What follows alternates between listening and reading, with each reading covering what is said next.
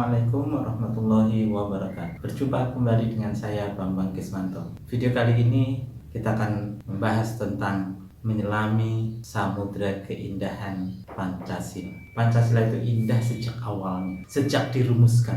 Betapa tidak, banyak peragaan nilai-nilai Pancasila yang pada waktu itu belum beri nama sebagai Pancasila secara resmi, yang tersaji di dalam proses perumusan, pengusulan, pembahasan hingga penetapan dengan ditandatanganinya Piagam Jakarta. Bagaimana sudah sangat masyhur di kalangan masyarakat secara luas, proses penetapan dasar negara Republik Indonesia Pancasila yang sekaligus sebagai ideologi bangsa dilakukan secara maraton oleh Panitia Persiapan Kemerdekaan Indonesia, yang pada waktu itu PPKI membentuk panitia khusus yang dinamakan dengan Panitia 9 yang membahas, merancang tentang ideologi bangsa Indonesia sebagai negara baru yang akan dimerdekakan pada waktu itu. Keindahan itu dimulai dari pembentukan Panitia 9. Di sana ada berbagai kalangan mewakili semuanya. Ada 5 mewakili nasionalis religius, 1 diantaranya mewakili kawan-kawan kita yang Kristen, 4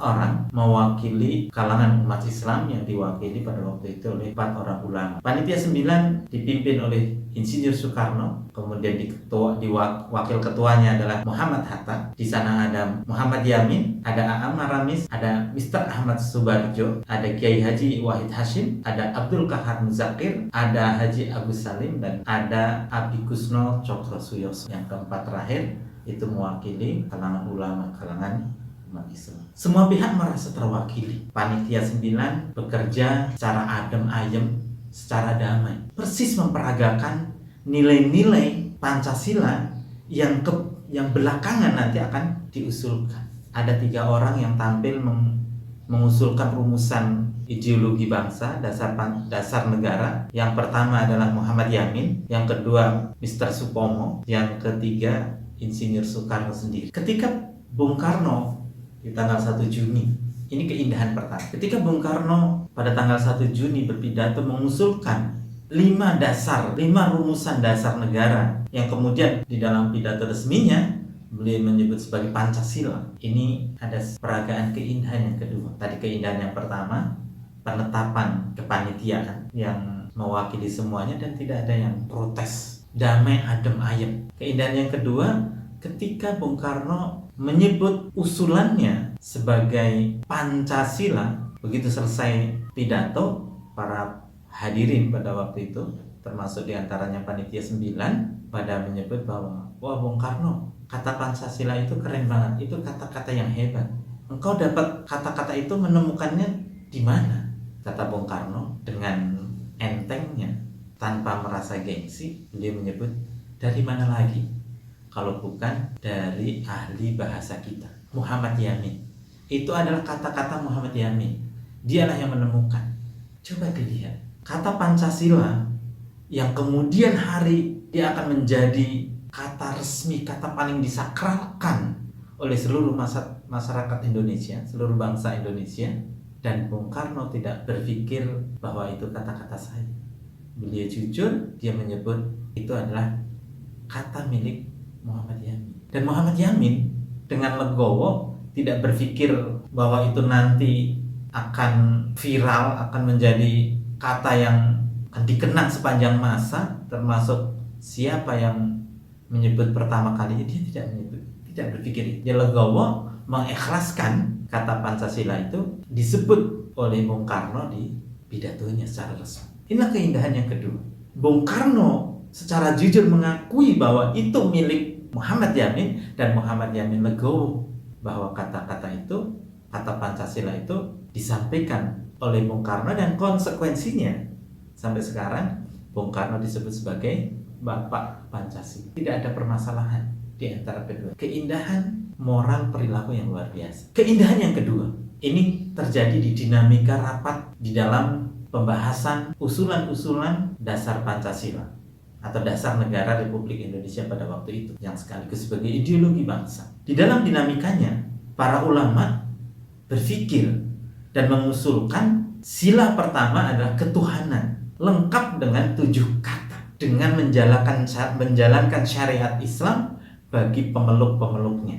Ada 7 kata di situ menyambung kata ketuhanan. Di dalam dinamikanya tidak ada dalam catatan sejarah bahwa yang lain, baik kelompok nasionalis protes kemudian dipertahankan oleh kelompok Islamis, enggak. Di panitia itu tidak ada terpecah menjadi 2 kubu, nasionalis dan Islamis, tidak. Mereka betul-betul memusyawarahkan mana yang terbaik. Dan sebelum dibawa ke rapat pleno untuk ditetapkan sebagai dasar negara, sebagai ideologi bangsa, keempat ulama itu menarik 7 kata itu. Ketika ditarik, dibawa ke rapat pleno panitia 9, justru Bung Karno yang menyebutkan bahwa jangan ditarik. Kalian umat Islam berhak atas 7 kata ini. Sebelum kita memahami kenapa ini terjadi, pada waktu itu Indonesia secara adat budaya yang namanya orang tua atau yang namanya dituakan ketua atau pimpinan atau apapun, itu kata-katanya selalu diikuti. Jangankan 77 tahun yang lalu, tahun 1945, hari ini saja yang namanya ketua, yang namanya pimpinan, yang namanya diketuakan, kata-katanya akan diikuti. Ini 77 tahun yang lalu. Ketika Bung Karno mengatakan bahwa enggak boleh ditarik, kita akan gunakan 7 kata itu. Makanya kemudian kesepakatan di Piagam Jakarta, sila pertama itu disebut ketuhanan dengan menjalankan syariat Islam bagi pemeluk-pemeluknya. Kemudian semua orang tanda tangan. Itu keindahan ketiga.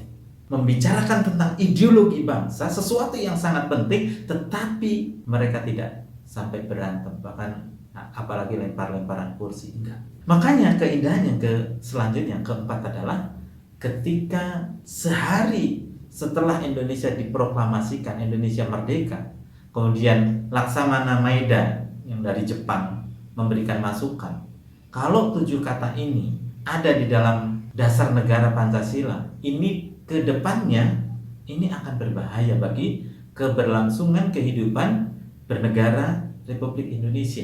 Sebaiknya ini diganti, disampaikan kepada Muhammad Hatta, kemudian disampaikan kepada Mr.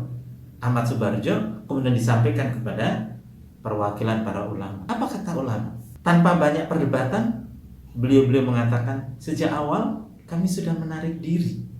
Kalau hari ini mau dicoret, saya sepakat, kami sepakat. Akhirnya kemudian disepakati, diganti dengan ketuhanan yang Maha Esa. Keindahan yang luar biasa, yang tentu ini menjadi teladan bagi kita, contoh nyata bagi kita bahwa Pancasila bukan hanya karena digali dari nilai-nilai perilaku turun-temurun bangsa Indonesia, tetapi juga sekaligus pada perumusannya, pada pembahasannya nilai-nilai Pancasila sekaligus diaplikasikan atau dilaksanakan, diterapkan. Keindahan yang luar biasa mengawali ditetapkannya Pancasila sebagai ideologi bangsa sekaligus sebagai dasar negara Republik Indonesia. Kita patut bangga memiliki Pancasila sebagai pemersatu bangsa ini.